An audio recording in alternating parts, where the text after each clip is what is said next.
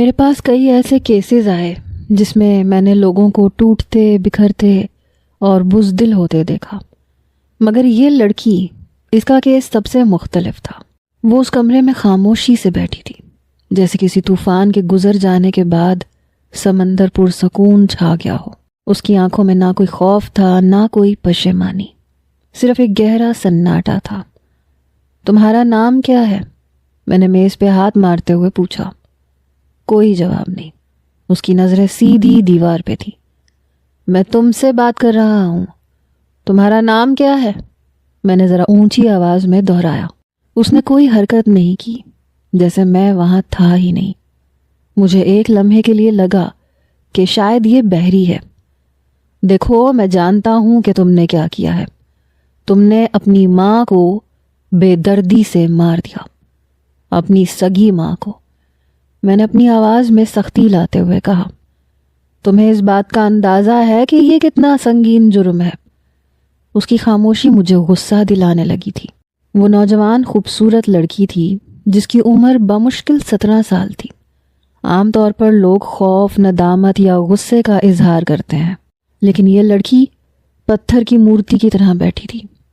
میں نے اپنی کرسی کھینچی اور اس کے بالکل قریب آ کے بیٹھ گیا۔ سنو، میری بات غور سے سنو۔ میں نے اس کا چہرہ اپنے ہاتھ میں لے کے اپنی طرف موڑا۔ میں تمہارے ساتھ اچھا سلوک کر سکتا ہوں اگر تم سچ بتا دو، ورنہ میں تمہیں عدالت میں لے کے جاؤں گا، جہاں تمہیں سزائے موت ہوگی۔ تمہاری زندگی ہمیشہ کے لیے ختم ہو جائے گی۔ میری باتوں کا اس پہ کوئی اثر نہیں ہوا۔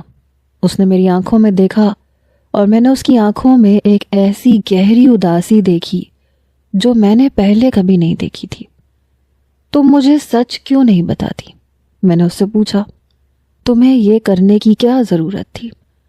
وہ چپ رہی، مگر اس کے ہونٹوں پہ ایک ہلکی سی مسکراہٹ نمودار ہوئی، ایک ایسی مسکراہٹ جس میں کرب، نفرت اور فتح کے جذبات تھے۔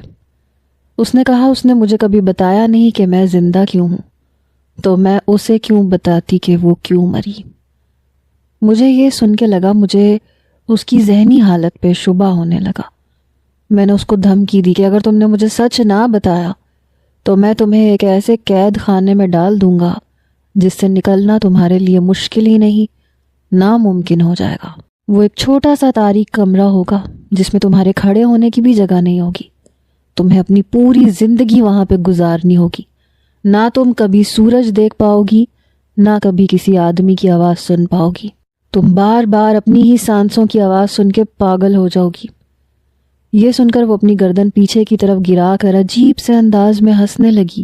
وہ اتنا ہنسی کہ اس کی آنکھوں سے پانی نکلنے لگا۔ میں نے زور سے ہاتھ میز پہ مارا اور لمبے لمبے ڈگ بھرتا ہوا تفتیشی کمرے سے باہر نکل آیا۔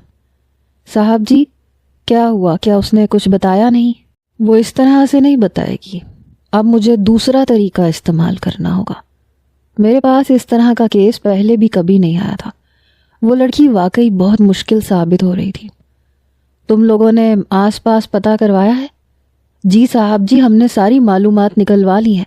سب لوگوں کا یہی کہنا ہے کہ اس کی ماں اس سے بے تحاشا محبت کرتی تھی۔ یہ اپنی ماں کی آنکھوں کا تارا تھی۔ اس کے باپ کا اس کے بچپن میں ہی انتقال ہو گیا تھا۔ باپ کی موت کے بعد اس کی ماں نے ہی اس کو سنبھالا تھا۔ میں نے بے چینی سے اپنی پیشانی کو مسلا۔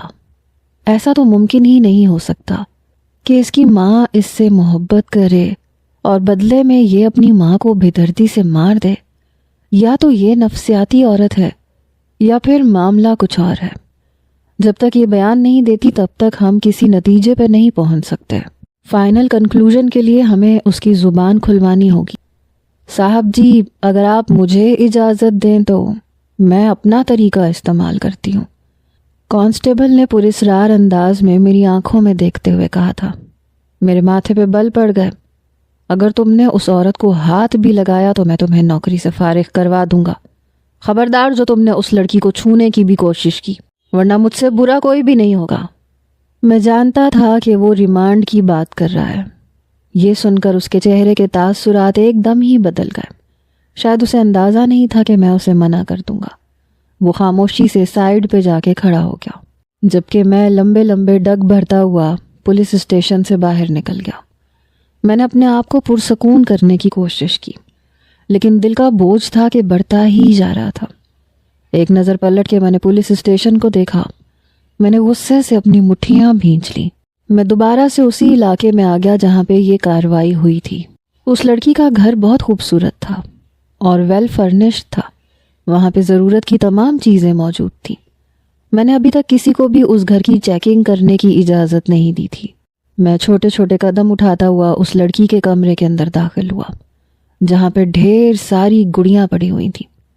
یقیناً اسے گڑیوں سے کھیلنے کا بہت شوق تھا، تو پھر ایسی لڑکی ایک انسان کا قتل کیسے کر سکتی تھی؟ میری نظر اس کمرے میں لگی بڑی سی تصویر پہ پڑی، جہاں پہ وہ اپنی ماں کے ساتھ کھڑی مسکرا رہی تھی۔ اس کی مسکراہٹ بہت ہی خوبصورت تھی۔ میں جیسے ہی اس گھر سے نکلنے ہی لگا تھا کہ ایک بوڑھی عورت مجھ سے آ کے ٹکرائی۔ اس سے پہلے کہ وہ لڑکھڑا کے زمین پہ گرتی، میں نے اسے سہارا دیا۔ اس کی آنکھوں میں آنسو پھیلے ہوئے تھے۔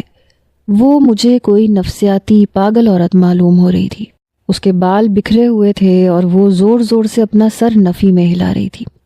وہ معصوم ہے، وہ معصوم ہے، اسے بچا لو، اس کی غلطی نہیں ہے، یہ کہہ کے اس نے رونا شروع کر دیا۔ وہ میرے قدموں میں گر گئی۔ اس نے میرے پاؤں پکڑ لیے۔ میں پریشان ہو گیا۔ ارے خالہ جان اٹھیں، آپ کیا کر رہی ہیں؟ کیوں مجھے شرمندہ کر رہی ہیں؟ میں نے اسے اپنے قدموں سے اٹھانے کی کوشش کی مگر ناکام رہا۔ اسی وقت اس کا بیٹا گھر سے باہر بھاگا ہوا آیا۔ صاحب جی معاف کر دیجئے، دراصل میری امی کا دماغی توازن خراب ہے۔ اماں کو کچھ بھی یاد نہیں رہتا اور یہ عجیب و غریب حرکتیں کرتی ہیں۔ وہ اپنی ماں کو میرے قدموں سے اٹھانے لگا کہ اس کی ماں نے میرے قدم مزید مضبوطی سے پکڑ لیے۔ میری بچی کو بچا لینا، میری بچی کو کچھ نہ ہونے دینا، ورنہ میں کبھی تجھے معاف نہیں کروں گی۔ تجھے میری بد دعا لگے گی، تو کبھی بھی خوش نہیں رہ پائے گا، تجھ سے تیری ساری آسائشیں چھن جائیں گی۔ وہ مجھے بد دعائیں دیتی ہوئی وہاں سے چلی گئی، جبکہ میں ایک بار پھر سے اپنی جگہ پہ ساکت کھڑا رہ گیا۔ میں اس طرح کے لوگوں پہ یقین نہیں رکھتا تھا اور نہ ہی میرا ایمان تھا کہ یوں کسی ایرے غیرے کی بد دعا میری زندگی کو برباد کر سکتی ہے۔ مگر اس عورت کی باتیں سن کے میں حقیقی معنوں میں بہت زیادہ پریشان ہو گیا تھا۔ یا میرے اللہ، صرف تو ہی ہے جو میری مدد فرما سکتا ہے۔ آسمان کی طرف دیکھتے ہوئے میں نے بے ساختہ اپنے رب سے دعا کی تھی۔ وہ لڑکی جو پہلی نظر میں ہی مجھے اپنے دل کی مکین محسوس ہوئی تھی، آج سے پہلے میں نے کبھی بھی کسی عورت کی ذات میں دلچسپی نہیں لی تھی۔ کوئی عورت مجھے کبھی بھی اچھی نہیں لگی تھی، لیکن جب سے میں نے اس 17 سالہ میشال کو دیکھا تھا، تب سے میرا دل عجیب سے انداز میں دھڑکنے لگا تھا۔ شاید اس کے پیچھے سب سے بڑی وجہ یہ تھی کہ وہ لڑکی باقی سب مجرموں سے بالکل مختلف تھی۔ وہ پراسرار تھی، اپنے اندر نہ جانے کتنے راز چھپا کے بیٹھی ہوئی تھی، اور میں جانتا تھا کہ جب تک اس کے راز مجھ پہ فاش نہیں ہو جائیں گے تب تک وہ میرے حواسوں پہ سوار رہے گی۔ اگلے دن میں دوبارہ سے اس کے پاس پولیس اسٹیشن میں گیا۔ میں صبح جلدی پہنچ گیا تھا۔ میں اس جیل کے سامنے جا کے رک گیا جس میں اس کو رکھا گیا تھا۔ وہ دیوار کے ساتھ ٹیک لگا کے بیٹھی ہوئی تھی اور عجیب سے انداز میں مسکرا رہی تھی۔ اچانک ہی وہ زور زور سے ہنسنے لگی۔ اس نے نگاہیں اٹھائیں، میری طرف گھورتے ہوئے کہا، مجھے تم پہ ترس آتا ہے، تم قابل ترس ہو انسپکٹر۔ ترس تو مجھے تم پہ آ رہا ہے، تمہارا یہ حال دیکھ کے۔ اس نے اپنے دونوں ہاتھ ہوا میں اٹھائے۔ میں تو بہت خوش ہوں، میں تو خدا کا لاکھ لاکھ شکر ادا کر رہی ہوں جس نے مجھے اس حال میں رکھا ہوا ہے۔ میں تو اپنی زندگی میں مطمئن ہوں۔ فکر تو ان لوگوں کو کرنی چاہیے جو دوسروں کی بے چینی کو اپنے سر پہ سوار کر کے بیٹھے ہوئے ہیں۔ وہ بہت ہی عجیب و غریب قسم کی باتیں کرتی تھی۔ اس چیز کا احساس تو مجھے ہو ہی گیا تھا۔ میں نے جیل کا تالا کھولا، مضبوط قدم اٹھاتا ہوا اس کے پاس چلا گیا۔ میں گھٹنوں کے بل اس کے قریب بیٹھا۔ اگر اس کی جگہ پہ کوئی اور عورت ہوتی تو وہ گھبرا جاتی یا پیچھے ہٹ جاتی، کیونکہ یہ ایک عورت کی فطرت ہے کہ جب بھی کوئی غیر مرد اس کے پاس آتا ہے تو وہ یوں ہی گھبرا جاتی ہے۔ مگر وہ میری آنکھوں میں آنکھیں ڈالے پرسکون انداز میں بیٹھی ہوئی تھی۔ وہ اپنی جگہ سے 1 انچ بھی نہیں ہلی۔ تم کیوں اپنی ذات پہ ظلم کر رہی ہو؟ اس نے نفی میں سر ہلایا، لیکن لبوں سے ایک لفظ بھی نہیں نکلا۔ میں تمہیں بچا سکتا ہوں، یہاں سے نکلوا سکتا ہوں۔